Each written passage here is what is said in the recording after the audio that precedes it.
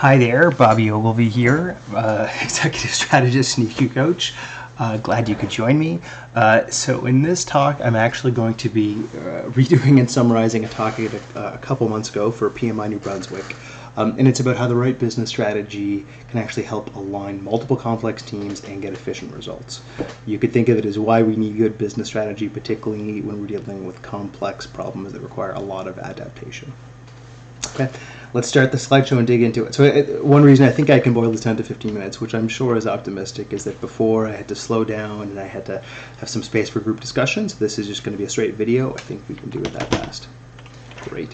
There's basically three high-level things ultimately you're going to learn throughout this. What constitutes a wicked or even a complex problem, and then the four domains of problem and stakeholder complexity you need to know when considering what's going on with your team and your organizational capacity to deal with the challenges ahead.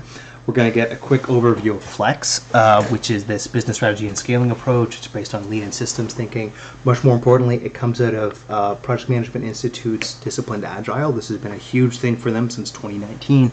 Disciplined Agile is a fantastic, maybe even the best Agile framework out there. And then these are part of the expanding pieces, particularly Flex is the business strategy, business acumen piece that sits atop that. And then the last, actually the smallest portion of it is really just recapping what a minimum business increment is and just how it relates to sprints and biz ops.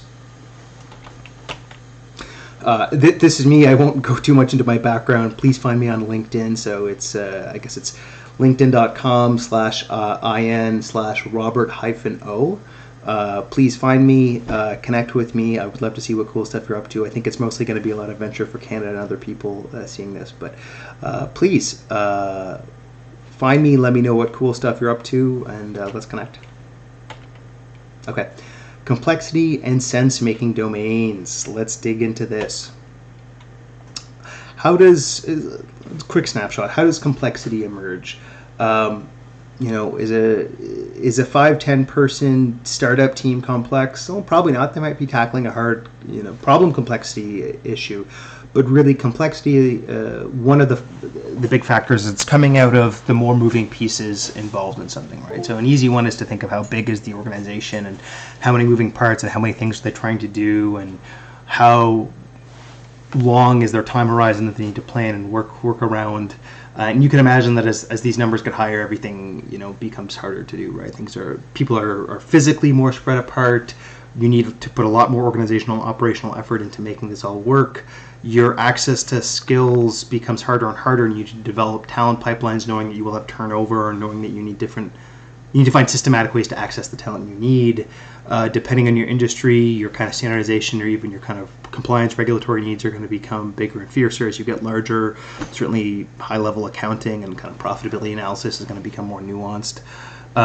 It's going to become harder and harder to innovate, and so the way you're thinking about solution complexity is going to be harder. It's going to be harder to do your product engineering and improvement, and all sorts of things is going to happen, right? I guess the simple thing to say is that, as your org gets bigger, as you're tackling bigger things, of course, there's going to be more complexity.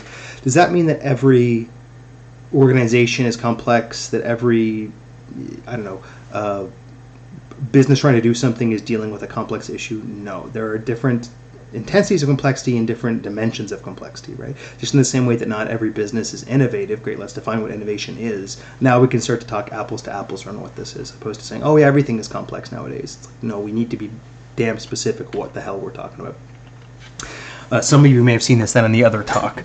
But from at least this 2017 model, they recap at least two high-level domains of complexity, and they would call it stakeholder and institutional complexity, and then problem complexity. And then they have this nice little typology to say, well, listen, if you're very high in both, you're a wicked problem. If you're somewhere in the middle, you're different types of complex problems, and if you're not, you're just different types of tame problems, or it's cognitive complex, but it's not people complex, or it's the opposite end of things would be like it's politically complex, but it's not really hard to solve, right?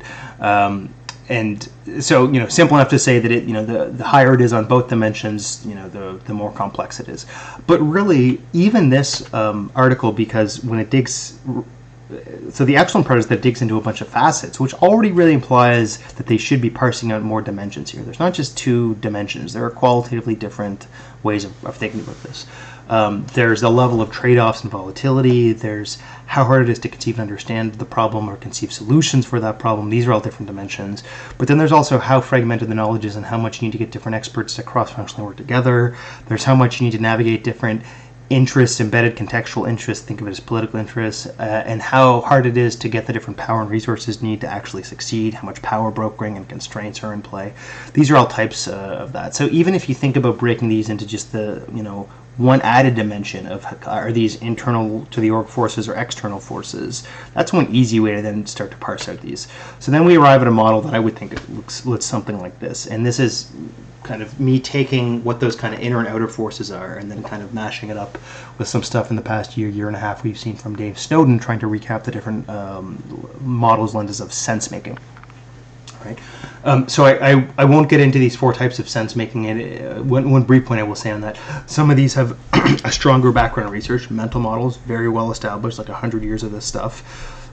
Social dialogue and social dialogic. This is most OD is this stuff. It's how to communicate well and perspective taking and self-regulation to get into these big, complex kind of, what is a win-win situation and what could make us both happy. And some of them are a bit more emergent. This pragmatic organizing has this very strong engineering efficiency kind of lens to it, data structuring kind of lens. And contextual visioning, frankly, has a very strong post-modernist, post-structuralist lens. It's about, the meaning for this individual in context, and it's supposed to be kind of radically personal and experiential. But this still comes down to someone's ability, personal or even on org level, to envision what they need in context. Right, and that in context part is important. Given the constraints of the situation, what do you want? Right, it's not a theory question; it's a pragmatic question. So this is actually a good way to think about the different amounts of complexity. So if you think about the organization or the business you're in, it's like how much complex mental modeling do we need to do to understand this complex problem, or is the problem very straightforward? How much changing, nuanced stuff is going on that we need to keep thinking and rethinking what we want, or is it very clear and kind of static what we want and what we're kind of going after in this context, what's meaningful and useful to do, right? Same with these other ones. How easy is it to organize efficient systems, IT systems, operational systems, systematic ways of pulling in resources to make this all work? Or how much do we need to develop ever more nuanced tools, ever more adaptive and smart tools, ever on the high end it starts to feel like BizInt, visualization tools of different kinds to help us actually navigate these issues. And how many different people do we need to bring together, coordinate to do this work well? Or you could, as this starts to get in the outer sense, this starts to get the contextual visioning of how do we get the key players on side. But internally, it's how do the teams and the teams across teams, how do the horizontal and vertical linkages, how many of those do we need to do this well, right? So, just a quick gut check here. When you think about just the business you're in, how complex is it, right? If you had to give it a high, medium, and low in each of these quadrants, what would you say, right? This stuff is important because this is helping us really understand what the challenges of the business are and what's possible. And really, I think the point as all capacity building is all things in time, but we can only go so fast. So then the next Raleigh question, this is very coaching related. It's like, what do we want, but where are we currently at, right? So then it's like, no, what is your current capacity of this organization? So to parse that question out, it's like, what does the context and situation we're in demand in terms of the kind of intensity of these four types of complexity? And where are we really at? And if there's a small gap there, good. You can probably, with consistent effort, address that in time. But the larger that gap is, the more you really need to think reasonably about what you can and cannot do. What's a feasible expectation? It's very easy for executives to want to bite off more than they can chew, to seem large and in charge, or I hope this is becoming more of a classic problem, but we made a 5-year plan, so we don't need to think and adapt anymore because we did that planning 2, 3, 5 years ago, so we're set for now, right? As if that is a protector, against the actual ongoing adaptive stuff going on and the volatility and the VUCA of it all. It's not. So this is the first one here. Gut check. How complex is your actual situation, and as you, your team, your organization, are they up for the challenge? Where are the gaps? Same but different. Here I'm describing them as domains of complexity. And this is to say, the nature of these different problem and stakeholder complexities, etc. This, as a sense-making school, is to frame it as kind of the lens and the skill sets behind that, but we're essentially talking about the same thing. This is, problem stakeholder kind of, what's demanded related, and this is around kind of the lens and the skill sets you're going to need, the meta skills that are going to help you deal with that, but they're essentially dealing with the same thing. We could try to map this onto some other cognitive styles models, and is this behavioral complexity, is this emotional affective complexity, or kind of cognitive perceptual complexity? But this is all just ways to describe emotionally and mentally and kind of action-wise how this complexity is coming out, and kind of how we're feeling the challenges of it. Okay, so the first point is really just know what kind of complex situation or domain you're in, and what it's going to take to actually get that capacity, get that sense-making mix right, so that you can actually handle it well. Second, and this is really the meat and potatoes of it, Flex. We're going to talk about business strategy and ways to scale business agility. So again, I mentioned Flex is a business strategy and scaling approach based on lean and systems thinking. It's trying to improve your org's business agility and quickly realize value in a predictable, sustainable way with high quality. And this is the business strategy, the business acumen extension that sits upon Disciplined Agile, or DA, since 2019. There we go. Okay. So is it easy to get one team working well together? Well, I would say reasonably yes. It's not that hard to teach someone the basics of Scrum or Agile for a single team, right? And teach them that. And in the sense of a single team, there's not as much complexity, right? There's a set thing that team is hopefully kind of doing. There's not that many people to coordinate, etc. So is getting a single team coordinated, effective, agile, is that hard? I don't think it's that hard. I'm not sure. I called it easy. Maybe that's a bit too generous, but it's easy enough. It's easy to moderate. It's doable, right? Great. And agility, looking at this 2021 preprint paper on archive, agility is just a combination of responsiveness and satisfaction, right? Like you're concerned with your stakeholders. That means your team is responsive. If they're doing that right, that means their morale is better. They're happy. They're making their stakeholders more satisfied. Easy peasy, right? Except for building a good product is a lot more. Being a profitable, successful organization is a lot more than just building a product. One of the classic, I would say, myopias of Agile is that it comes really out of engineering, particularly software engineering, and it can have this really myopic focus where as long as I have a sense of the requirements, my own sense of the requirements, and I build the thing, and I focus on my releases, there will naturally be all these good outcomes that come out of it, all these sales and marketing outcomes that'll achieve what it wants, and that's everything. That's all we need, right? That is wrong on a lot of levels, and this is the classic South Park episode. Step one, steal underpants. Step two, step three, profit. Right? Step one, build product. There's going to be some magic in the middle, and somehow we have a profitable organization. No, that does not happen. That is not how that happens. So coordinating multiple teams is way harder, way harder. And so what does it mean to coordinate multiple teams? It's not just an operational question. On the upper level, it's how do you capture value out of multiple teams in an aligned way? And that is really a business strategy, a business operations problem, right?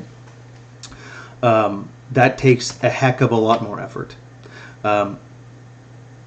Even to this point, let me just say that it's not as hard to have multiple teams being independent and agile themselves, in the same way that it's not that hard to make one of them. It's just more resources across all of them. And then it's the coordination, it's the business coordination, it's the strategy coordination, which is the hard part. Because having 5 or 50 kind of independent autonomous teams is all well and good, except for if you have 50 teams all steering in different directions. Newsflash, you have no systematic way to capture value. Everyone is just apples to oranges doing their own different thing and interested in their own autonomy, right? And that's not a successful business or organization. This is so then one of the models that comes out of Disciplined Agile. In the classic way they would describe this here is this kind of light blue layer is just normal Agile sprint delivery. You're making a thing, you're making a product in any sense of the word. You do it, you release it, no problem.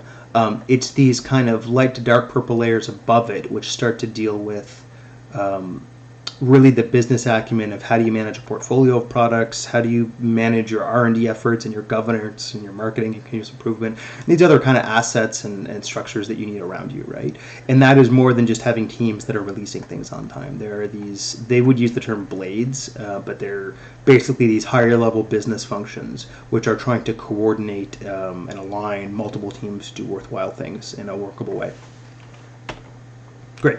I don't want to get too lost in this, but this is their way of, in a very boiled down sense, conceiving how value is created. And I will just say that a lot of managers and even a lot of executives aren't great at talking about these, because I think even the ones that are okay at it individually are good at maybe coming up with their own ideas, but not in a systematic way talking about theirs and others' ideas and having a team of people and a good process to talk about this. So as much as the flow of value might seem kind of obvious here, getting into good habits as a management team, as an executive team, to talk about this is really rare and uncommon.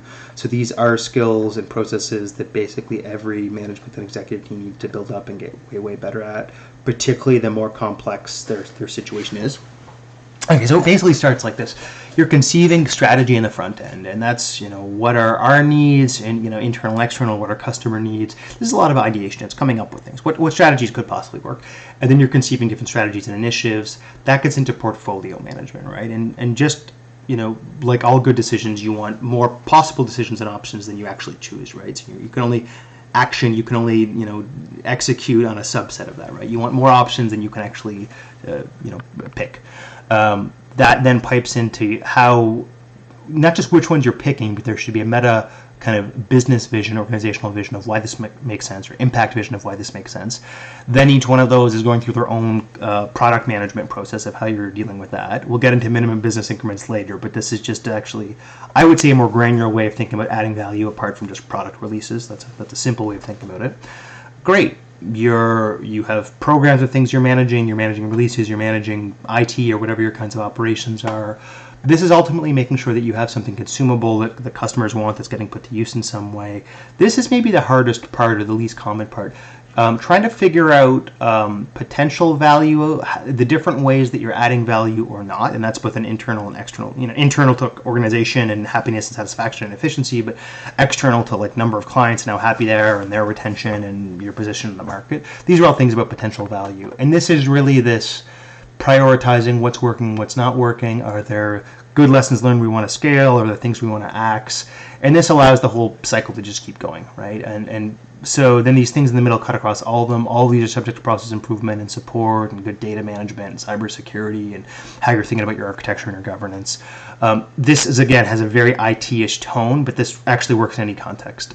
Anyway, this is just a way to say that managers and executives need to get way better about thinking how value is added and how each step along the way, how they're very precisely and intentionally thinking about adding value and improving things, as opposed to just try things, hope it works, don't even execute on it well. And I guess even the things that other areas related to discipline and Agile, like Brightline, are getting into is the strategy to execution gap, right? For all of your big ideas and business vision, whatever the heck that means, you're not able to systematically deliver value because you don't have good processes to deliver value and talk about delivering value and systematically conceive this. Anyway, I'm going to go a little bit faster. Let's talk a bit more about Flex. High-level Flex uses 6 processes, and this is actually very coaching or consulting-like. What should your value or the structure of your org that you're adopting, what should it be? Best case scenario, good kind of structure or vision, what should be happening there.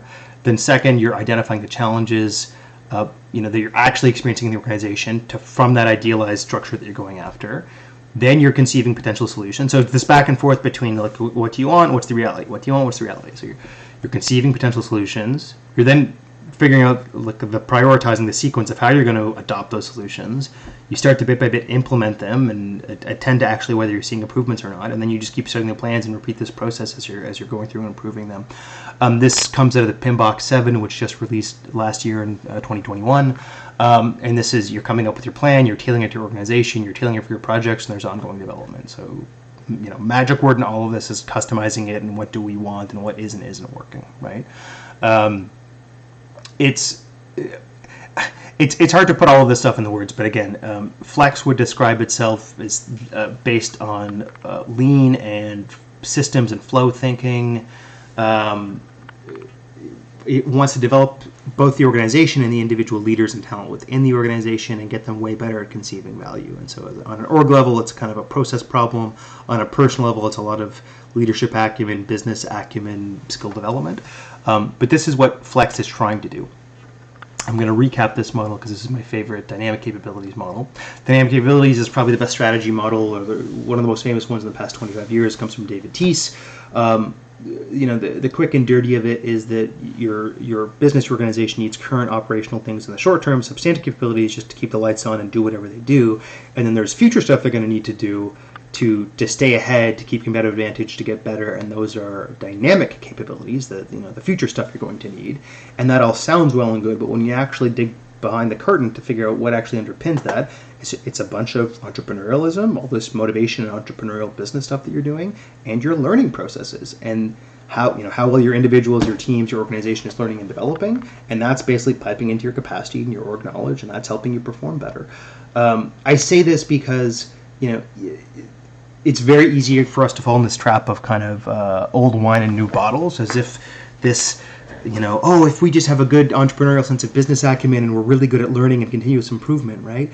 That's actually not new, right? Like this has been around for some time, and even this, I'm sure, is borrowing ideas from other places. So I just want you to have a sense of head and shoulders about this. It's much better to have a sense of what are the high level things in play in view, as opposed to some endless sense of lists or processes, right?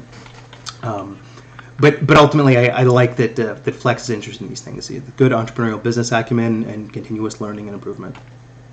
I don't want to harp on this too much because it's a bit contentious, but there are lots of full agile, full organizational agile, full scale agile approaches, or this even starts to get into self-managed organizations, which is a slightly different topic.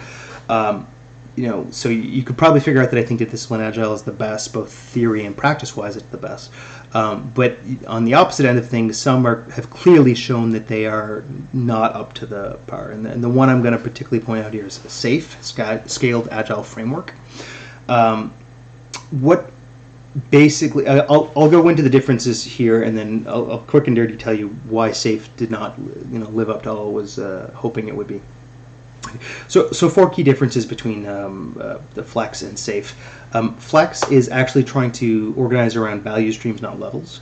One of the problems with other systems like SAFE is that they're, I would say, too adherent and assumptive that there needs to be all these layers and hierarchies, and it wants to create bureaucracy and organizational bloat without even realizing it. And if you're much more interested in kind of this does this, and here are the people related to that, that is a much better way to conceive of value and how value is delivered, as opposed to assuming and reinforcing that there are all these different vertical levels that we need, when really we know organizations are becoming flatter and more adaptable and more distributive in their decision making and their power, and that's reflective of this focus on value streams. So value streams are really where it's at. You don't need hierarchical levels inherently. Another point. SAFE's approach actually makes it harder to entangle the value streams. This is kind of part of the previous point, that because SAFE can really get obsessed with all these different levels, it's easy for SAFE to get in habits where it's saying, this level does this and then that level does that, as opposed to, we do this thing to add value and then that thing to add value next and that thing to add value next. And so it can really get confused about how value is added. And that's, again, it's not very focused on value. One more moderate difference is that Flex is a way of thinking about product, and thus portfolio management is organized around MVPs, and the other big one would be minimum business increments, MBIs. And then Flex is actually much more contextually appropriate because it doesn't have hard prescriptions. It's got a bunch of. It wants you to have a very vivid sense of what's your context and then fit that to your purpose. It's not saying, shut up, here are the processes you must use. It's that you should think about what your situation and your context is, and you should adapt your processes to that. And it's trying to help you do that well, right? This is an example of scaled agile framework and its obsession with hierarchies. You don't need this much. There's no reason things need to be that parsed out and hierarchical. And at some point, it becomes bureaucracy for the sake of bureaucracy. That might fit well for a large organization that wants to justify that it needs to keep doing things the way it's doing, but it says very little for process improvement or bringing business clarity to what the hell's going on. The other point I'll make here is the discipline scaled agile framework, and this really irks me as a management researcher, is that again, it's not that hard to get a single team working well and better. But once you're dealing with the whole organization, it's like, wait a minute. You want one person that is going to be an expert in team development, but also leadership development and assessment, but also business strategy, but also product management and portfolio management, but also organizational engagement and culture, but also all these things. And it's like, I'm sorry, those are each huge topics unto themselves. Being an expert in any one is hard. And you want some person that may be trained for half a year in this or that kind of agile topics to be an expert in all of those? No, that's crazy and unfeasible. So it's not just that their training wasn't adequate, but they didn't have enough focus on applied practice and experience, and so then it quickly got a reputation as being horrible in practice. Its practitioners were really just not up to the challenge, the expectations they were setting, and it's really cooked its own golden goose, right? On the opposite end of things, disciplined agile is fantastic. It delivers good results, but like everything, it's taking time to uptake, right? So this is part of what, I guess at this point, 3 years in ongoing efforts of PMI acquiring the best models it could, bringing it into its fold, and updating the PMBOK, bringing these models together. But now they need to kind of get out there in industry and to remember that when someone, when any practitioner, when any person working in industry has kind of a working business model for them with whatever process or model around that, they're, unless something's going to stop them, they're going to keep doing it, right? So bit by bit, hopefully the good models prosper, but we'll see how that goes in time. If we had time, we'd deal with this, but we're just in a video, not a group discussion, so it doesn't matter. Okay. Anyway, so the last point, we need a business, or the second point here, we need a business mesh that's helping us coordinate value, and learning across many agile teams. It needs to be flexible enough so that we can simply start, but yet also be able to scale over time, right? And that's what disciplined agile, and particularly Flex, is allowing us to do very well. One last quick point, MBIs, minimum business increment. Okay.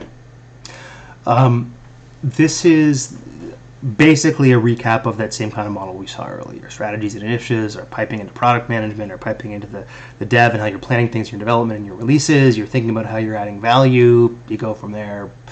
Plan, do, study, act. This is basically DMAIC kind of stuff. This is then one important way of thinking of conceiving value, right?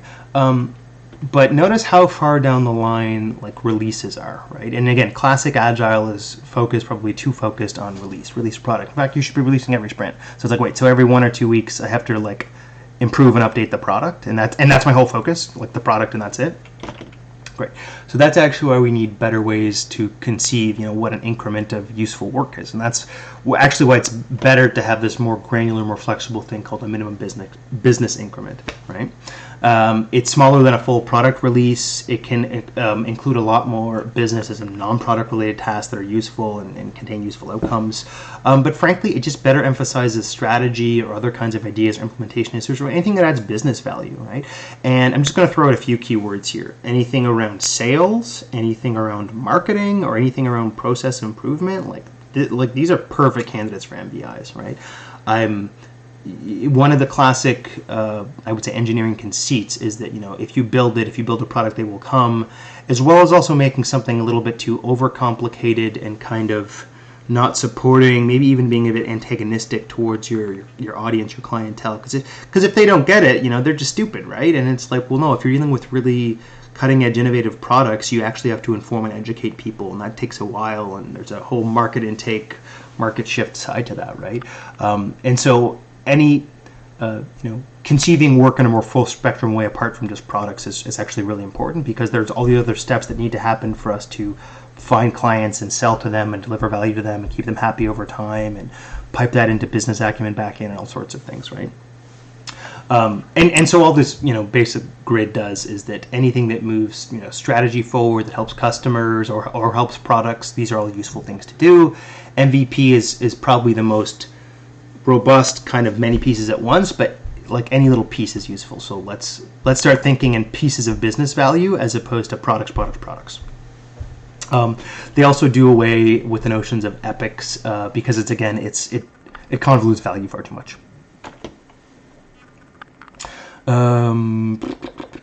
The other point, if we have kind of a lived business sense of what's going on, isn't just the kind of the business strategy we want to see, or the business ideas and experiments we're trying to measure, but the business context of, we're working in a market context and we're systematically trying to do things, right? So that sense of contextual awareness, or one thing you hear all the time in the military is situational awareness or strategic awareness. That's really part of why we're doing this. We want to have a very honed business sense of what our needs and interests are, of how we're thinking about these and making these business experiments, and what market needs, what market problems we're trying to solve, and how well we're solving them, right?